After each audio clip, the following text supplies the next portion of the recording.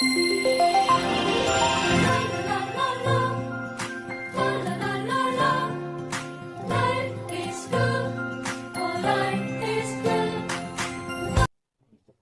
araw mga ka-LG. I'm Joel Laksamana, ang iyong LG Product Specialist for today. Narinig niyo na ba ang bagong balita? Yes mga ka-LG, may magandang balita para sa inyo si LG.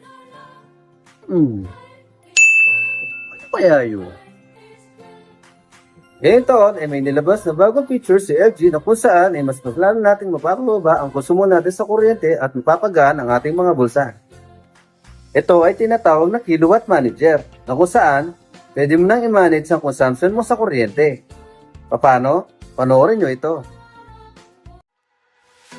I-download lang ang LG ThinQ app sa Google Play Store or sa Apple Store sa inyong mga mobile phone. Open mo ang ThinQ app, then i-click ang Air Condition. Click mo ang Use Feature, then Kilowatt Manager. Date kung kailan mo gustong magumpisa.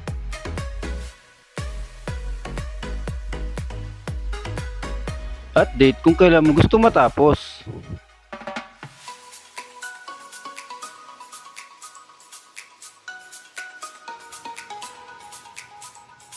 At kung ilang oras mo siya gagamitin. Ilagay ang target kilowatt hour. Pagkatapos, lilitaw ang consumption mo, kilowatt hour, nakabase sa iyong settings. Di ba napakadaling gamitin? At napakalaking tulong talaga ng bagong features na ito.